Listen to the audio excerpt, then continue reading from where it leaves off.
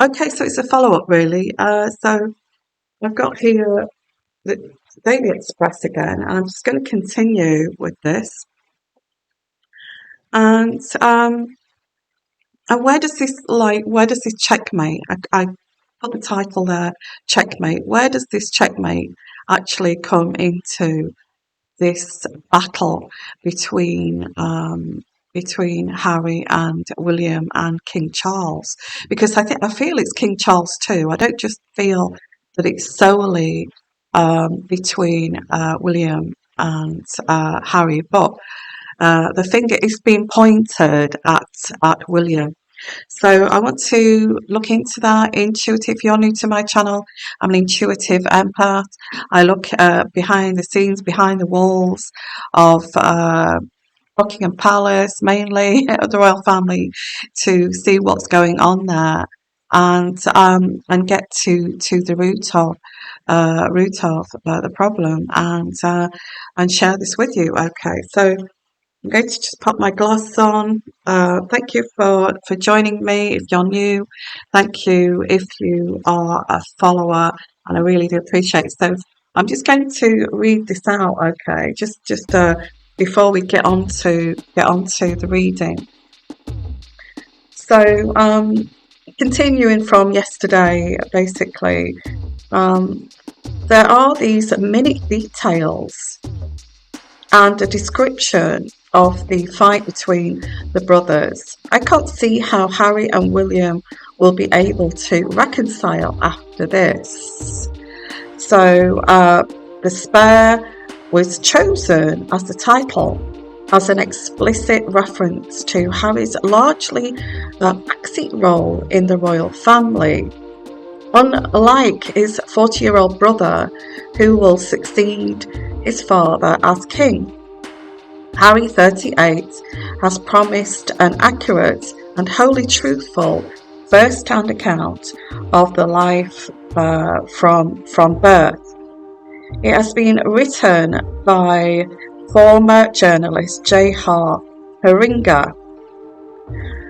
Harry, who will narrate the audio version, that'll be quite interesting. The audio version has donated some of the proceeds to charities, including children and young people in Botswana affected by HIV and AIDS. Isn't that Bill Gates who's also looking at that as some kind of project?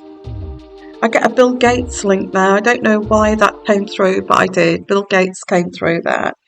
All these powerful people in the US. So continuing, his charitable work and ultimate decision to quit the royal family has one taken with haunting memory of his mother, Diana, Princess of Wales, who died in 1997. I've just got to stop there because I've got an itch. My nose is itching. Sometimes if I get intuitive energies coming through, my nose itches. A little bit like Bewitched, okay. So sorry I had to stop there. So that's really strange because I've been picking up energies that this living this energy that Princess Diana is actually living. So I don't know where that comes in, or maybe he is keeping a promise. You may not agree with this. I'm fine if you don't agree with this, but Harry may be keeping a promise to his mother to continue this narrative that she is still alive. So, but as a boy, I suppose that's something that would have been quite traumatic, is to say, let pretend that mummy is not with us anymore, and actually go through the motions with that. So there is this like traumatic kind of thing here. So let's continue with this, and then we'll get on to the reading. Um, so although he has touched on the unimaginable pain and grief of losing his mother at such a young age, and so publicly, Okay. Spare will be the first time he fully, excuse me, he fully opens his heart over the burden he has carried for more than 2 decades. The burden that he has carried for more than 2 decades. And the recent Harry and Meghan's documentaries, which aired on Netflix last month, the Duke of Sussex claimed his brother screamed and yelled at him, shouted at him during a blazing row over the decision to quit the royal family in 2020.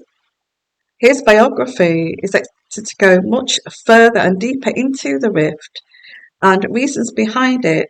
The 6-part show was released over 2 weeks, with the couple expressing disgust at Meghan's treatment in the UK and their decision to relocate to California on what was described as a freedom flight.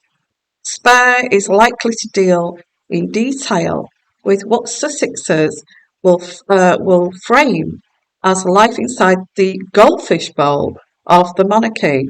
Although the series was a global success, the royal household kept silent and refused to respond.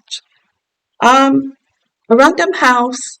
We'll go into how much this book's worth, but I think I mentioned this yesterday that it's worth 16.5 million.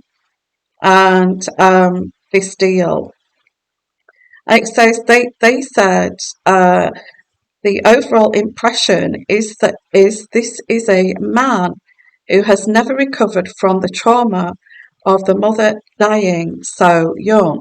So it might have been, and I keep going on about this, I know, like a broken record, that Diana, if she is still alive, then maybe at the time he wasn't told that she was still alive, and that he was told uh, maybe a few months after, like 8 months or 18 months afterwards.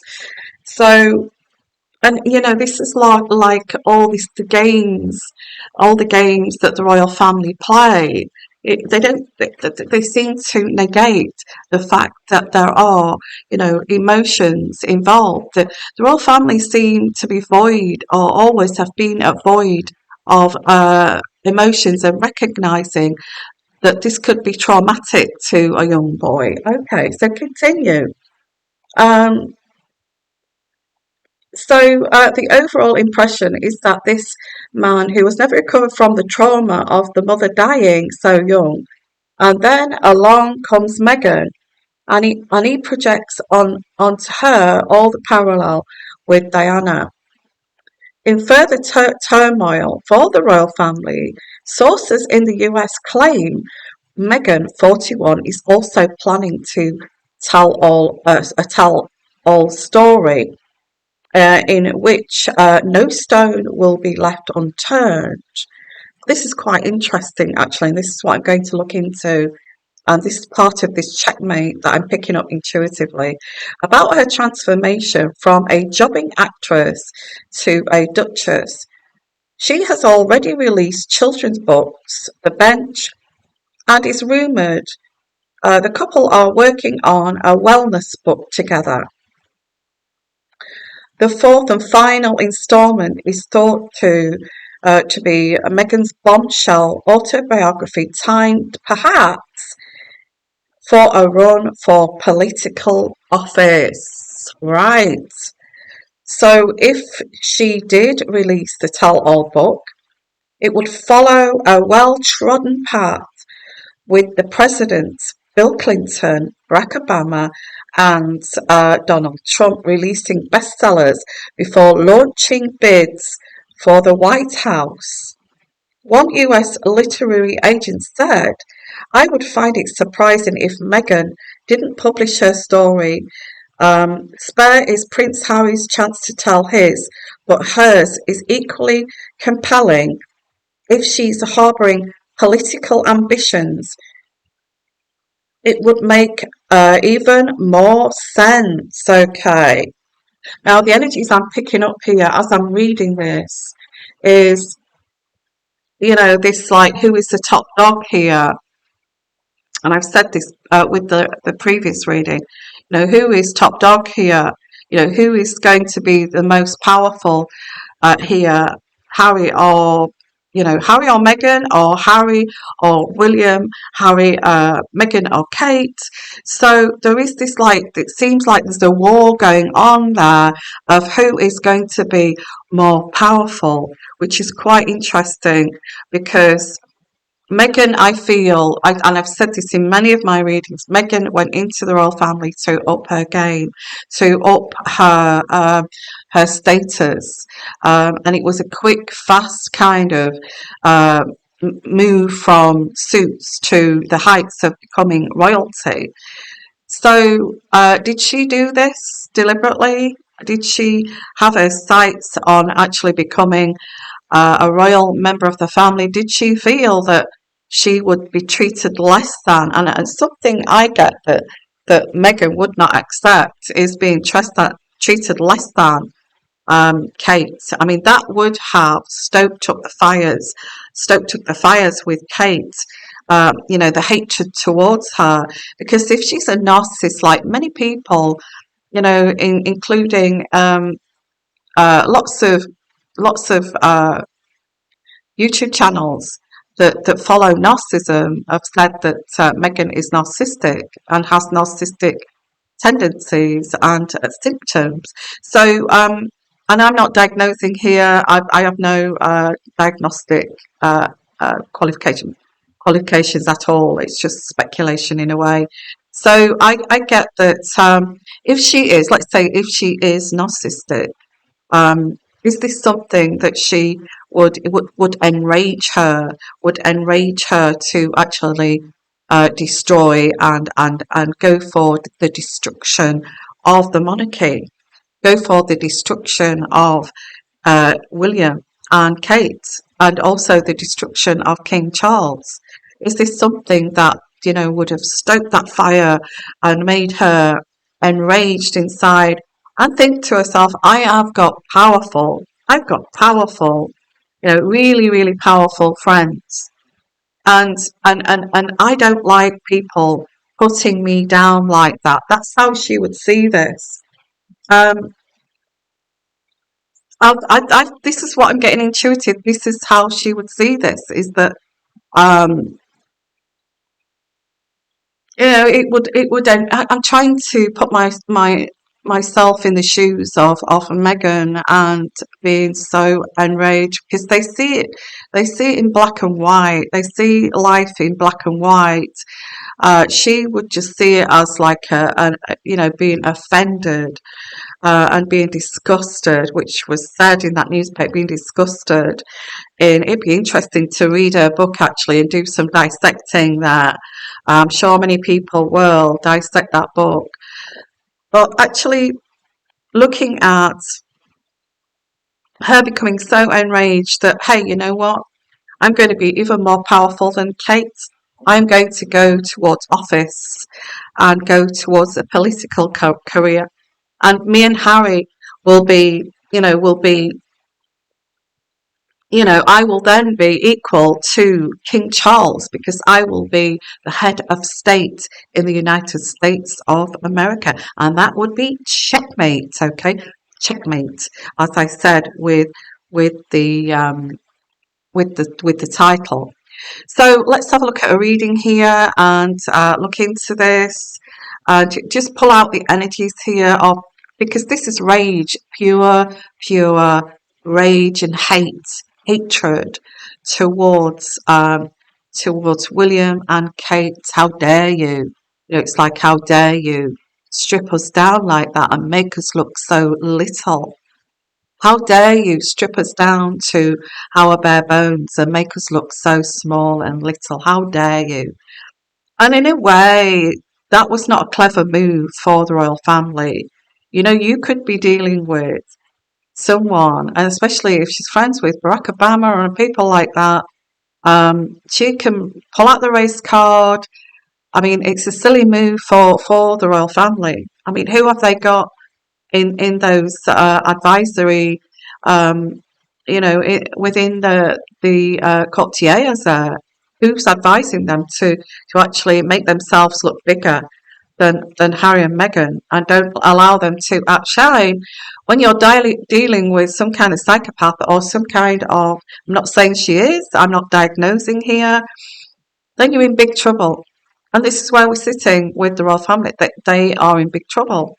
It'll take them a long time to get out of this.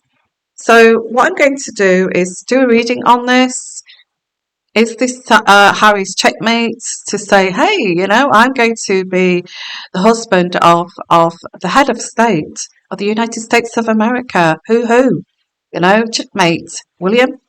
So let's have a look at reading and look at this in a deeper way. Let's kind of look at this a bit deeper. Is this checkmate? Is this we are writing these books in preparation for office, to become president of the United States, and Harry will be my husband. Is that a grand plan? Is this their grand plan to say, hey, checkmate, we are equal to you? And then we will have to have state visits together. Wouldn't that be fun? We would have to have state visits. We would come to Buckingham Palace. You would have to greet us as like, the leader of the United States, the President of the United States of America. You would have to announce Meghan before she came into the door, into the banquet. President of the United States, Meghan Markle. So, is this the grand plan? It wouldn't put it past. I would not put that past Meghan Markle. Really, I know that she's a Windsor. Look at that. As I said it, we get Meghan sitting on her throne. Okay. The first card that I pull out is Meghan Markle. This is about Meghan Markle's progression. And with William and Kate, I think they maybe saw this. Where they saw it within the royal family. They saw that she was, a social climber, because that's what they call it in the royal family, that she was a social climber, and they wanted to stop her climbing that ladder. Well, Meghan has had different ideas about that. So they tried to knock them off that ladder. They tried to knock Harry off. If we knock Harry off that ladder, it will not. If we knock down Harry, if we bring down Harry, then that will bring down her momentum of climbing that social ladder there. Okay. Yeah, this is all behind the scenes. It's psychological. It's a psychological tactic. So get here. You can't see these emotional tactics. You cannot see these tactics. So this is an emotional chess game. Meghan saw that right off the get-go. She's been trained. Her mind, her head, her brain is wired that way. She would have noticed that straight away, But you see the straight away after 18 months was she in the royal family, she saw that right off the bat. Okay, I see that. I see it, and I've got to get out of this because they're going to destroy me. They are going to destroy my reputation. They are going to make me so small that I've got no chance of ever, having or going towards my ambition and looked up to, and I do get that she sacrificed. This sacrifice was pretty quick, As soon as somebody is being crushed here or being trying to be crushed, she's out of there. So I do get that. She was out of there just like that. You're not going to diminish my flame here. In a way, I don't blame her for that. In a way, if you want to get along in life, why allow somebody to diminish your light and your flame? And I think that she saw it that way. In that sense, I kind of I kind of do sympathise with her a little bit there, because I feel that the royal family have been a bit stupid and foolish, in honesty. King Charles, you were pretty much off the mark there, and your advisors were very much off the mark. That you thought that you could crush somebody's abilities to make them smaller than the future kings. It didn't kind of work that way, did it? So that was a wrong move, a wrong chess move. Okay. So she's out of there. She's out of there. Come on, Harry, we're out of here. They're trying to destroy us. So lots of racking the brain here. You see, this actually stopped the flow. This actually stopped the flow of the royal family, trying to stop their antics of becoming more kind of powerful than William, okay, and Kate. Wow, that's a revelation right there, isn't it? I'm surprised of this reading myself. So this is like stopped them in their tracks. They didn't expect them to say, we're gone, we're out of here, bye, and they're gone. So that's what they did. They dropped their tools and left the royal family. And this is where the argument came in, because it stopped the flow. It stopped the flow of trying to make the spare, as he says, less than William, by raging at him, by putting him in his place all the time, by using this tactic of fear and rage towards Harry. And he certainly saw that, and he saw this switch and this change of now you're going to be put in your place. And when Harry, spoilt brat Harry, has had it all of his life, and suddenly they have this change of energy, then it's going to be noted. Spoilt brat Harry is going to say, I'm not used to being tracked like this. I'm used to being given everything that I want and need. And so have my girlfriends over the past. So why not now? So we have this tradition here. It's like what I'm getting here intuitively, and it's gone through the line, throughout the centuries and decades of previous 1,000 years of the monarchy. Okay, that if there's a spare, that they have to be.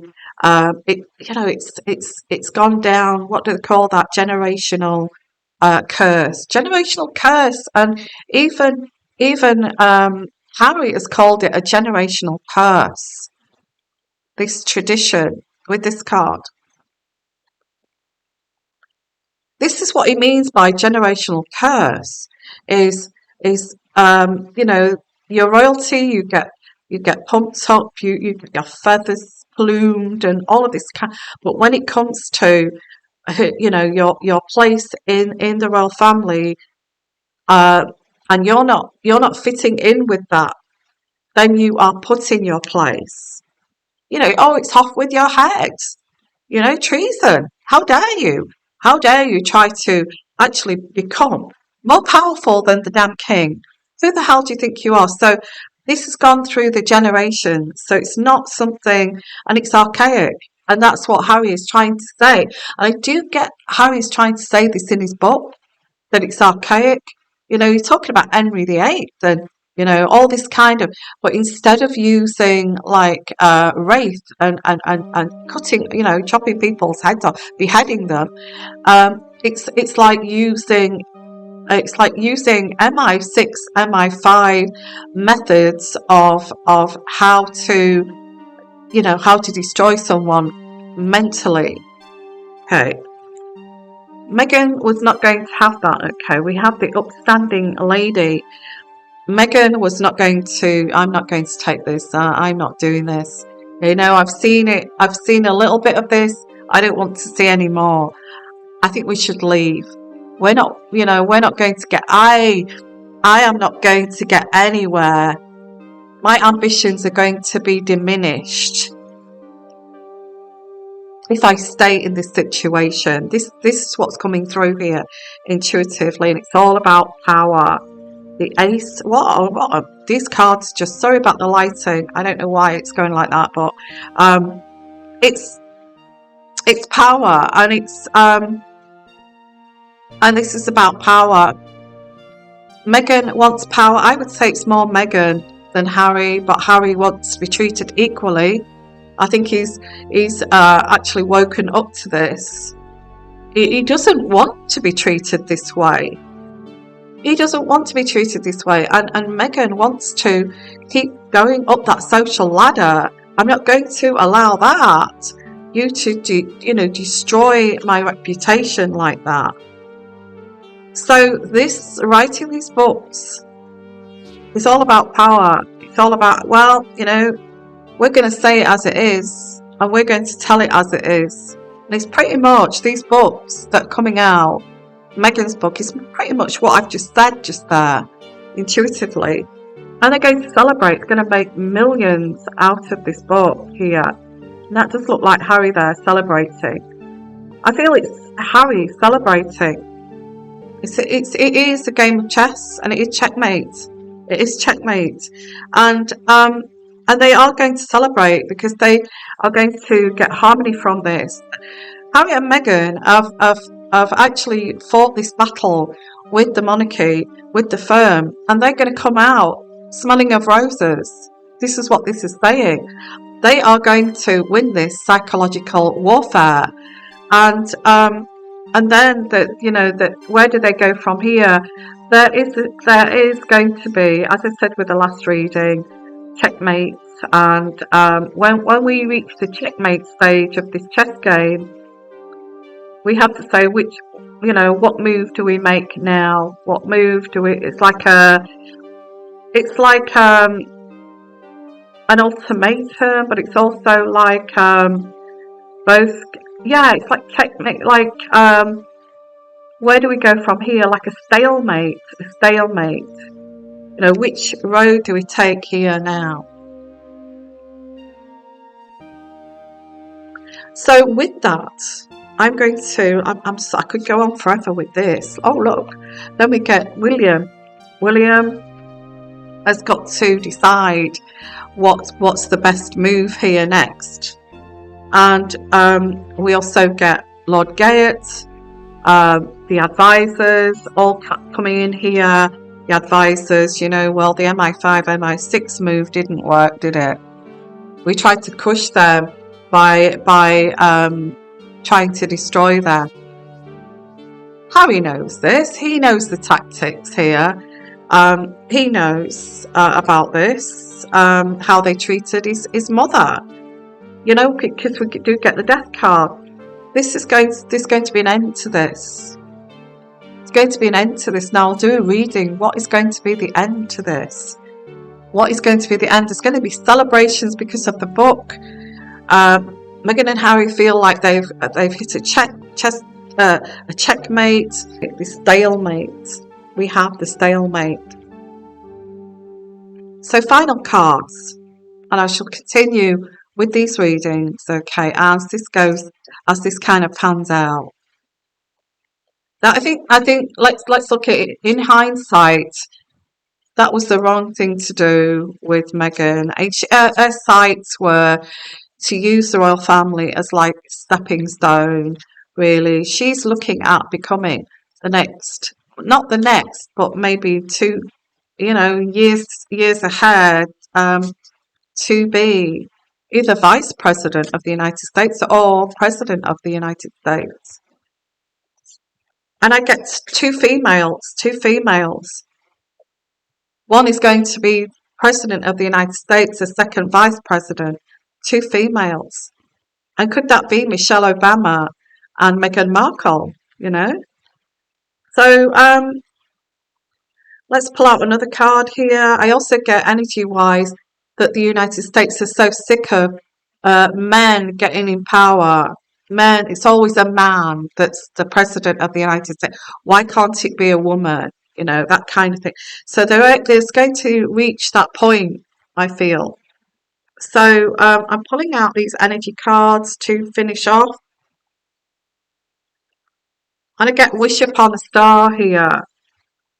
I feel this is Meghan. This has always been her wish to actually reach, politics. And with Michelle Obama by her side, because they're good buddies. And okay, look at that. Get the storyteller. The storyteller is about the book, writing their book, writing their memoirs before they actually go for, go for the jugular. This is going for the jugular and writing their books, the storyteller. I did say a long time ago that Meghan wanted to be a writer. Do you remember a long time ago those amateur videos that I did that I was learning this art here of making videos. And I said that she wanted to be the second Beatrix Potter. And I also said that she wanted to write her own books, children's books, which she did, The Bench. And she has, and now these other books that are going to come out. I also said that she fancies a property in the UK, which is in either the Cotswolds, not the Cotswolds, the Lake District, like Beatrix Potter. So we'll keep an eye on that.